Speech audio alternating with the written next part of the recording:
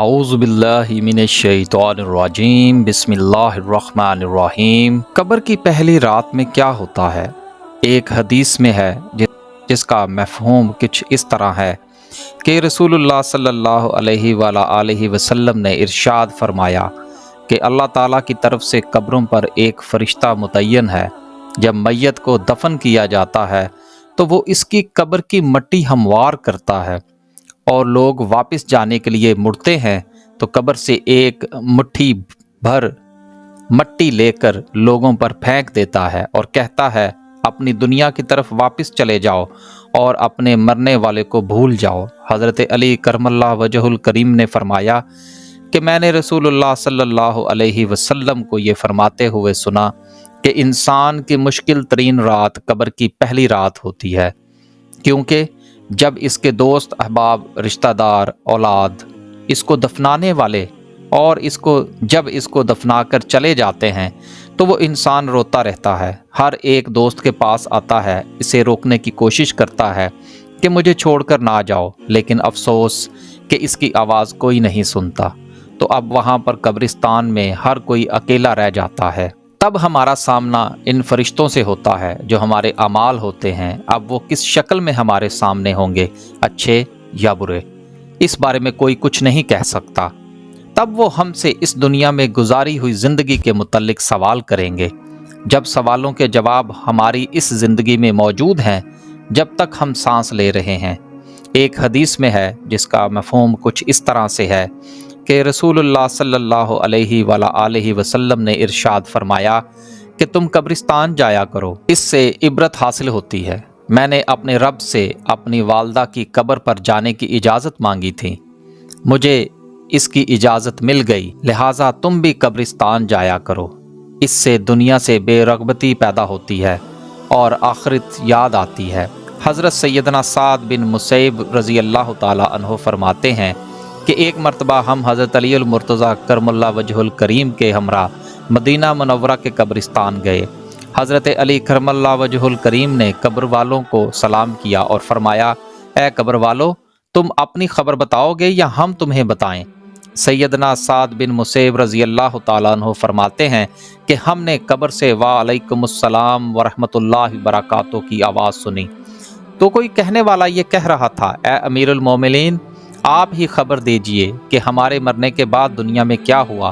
حضرت علی کرم اللہ وجہ الکریم نے فرمایا، سن لو، تمہارے مال تقسیم ہو گئے، تمہاری بیویوں نے دوسرے نکاح کر لیے، تمہاری اولاد یتیموں میں شامل ہو گئی، جس مکان کو تم نے بہت مضبوط بنایا تھا اس میں تمہارے دشمن آباد ہو گئے، اب تم اپنا حال سناؤ۔ یہ سن کر ایک قبر سے آواز آنے لگی، اے امیر المومنین، ہمارے کفن پھٹ کر تار تار ہو گئے، ہمارے بال جھڑ کر منتشر ہو گئے، ہماری کھالیں ٹکڑے ٹکڑے ہو گئیں، ہماری آنکھیں بہہ کر رخساروں پر آ گئیں، اور ہم نے جو نیک اعمال کیے تھے ان کو پایا، جو کچھ پیچھے چھوڑ آئے اس میں ہمارا نقصان ہوا۔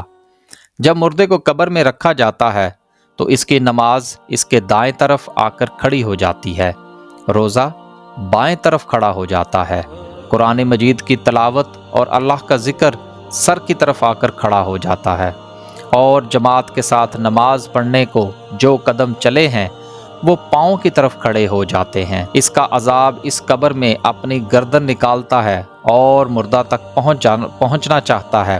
اگر وہ دائیں طرف سے آتا ہے تو اس کو نماز کہتی ہے، پرے ہٹ جا۔ خدا کی قسم یہ شخص دنیا میں بہت مشقت اور مصیبت اٹھاتا رہا، ابھی ذرا آرام سے سویا ہے، پھر عذاب بائیں طرف سے آنا چاہتا ہے تو روزہ اس طرف سے اس کو ہٹا دیتا ہے، پھر وہ سر کی طرف سے آنا چاہتا ہے تو تلاوت قرآن مجید اور ذکر الہی اس کو روک دیتے ہیں، ادھر تیرا راستہ نہیں۔ غرض یہ کہ وہ جس طرف سے بھی آنا چاہتا ہے اس کو راستہ نہیں ملتا۔ یہ اس واسطے کہ اللہ تعالیٰ کے اس دوست کو عبادتوں نے اپنی زندگی میں دنیا کے اندر جاری رکھا، لہٰذا وہ عذاب عاجز اور کمزور ہو کر واپس چلا جاتا ہے، اور اس کے بعد صبر جو کہ ایک کونے میں کھڑا ہوتا ہے، وہ ان عبادتوں سے کہتا ہے کہ میں تو اس انتظار میں تھا کہ اگر کسی طرف عبادت میں کچھ کمزوری ہو تو میں اس کی طرف ہمدردی کروں گا، مگر الحمدللہ तुमने ही मिलकर इसको दफा कर दिया, लिहाजा अब मैं अमाल तोलने के तराजू में इसके काम आऊँगा। कब्र में 2 फरिश्ते जिनको मुनकर और नकीर कहा जाता है आते हैं, जिनकी आंखें बिजली की तरह चमकती हैं और आवाज़ बादल की गर्ज की तरह होती है। इसके दांत गाय के सींगों की तरह बाहर को निकले होते हैं। इनके मुंह से आग की लपटें निकलती हैं। बाल इतने बड़े कि पांव तक लटकते हुए महसूस होते हैं।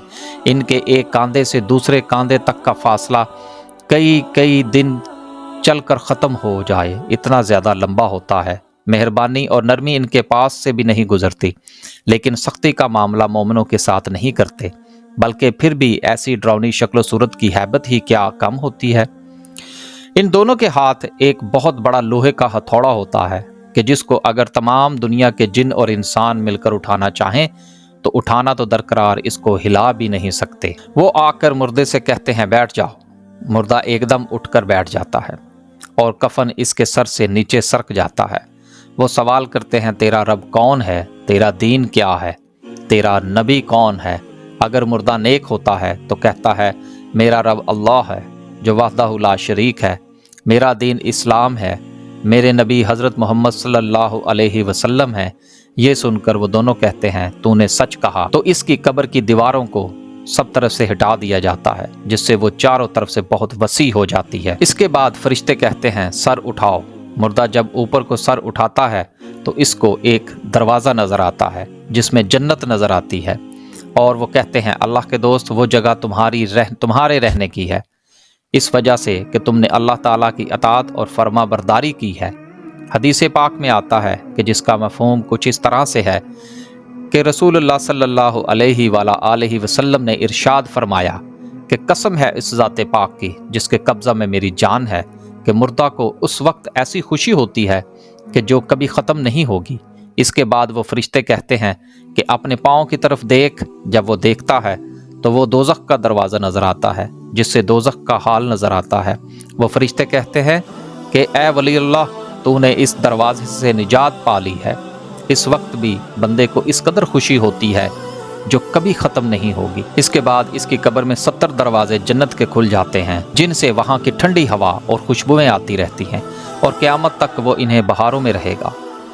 कैसी खुश नसीबी होगी वो रूह जिसके साथ अल्लाह ताला अपनी मेहरबानी और रहमो करम का सलूक फरमाएगा।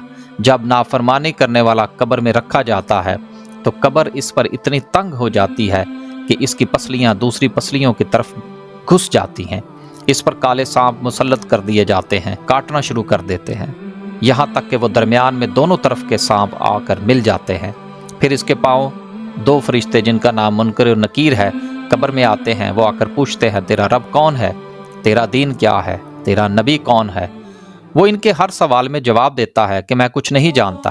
उसे इस कदर ज़ोर से मारते हैं गुर्ज़ की चिंगारियाँ कब्र में फैल जाती हैं।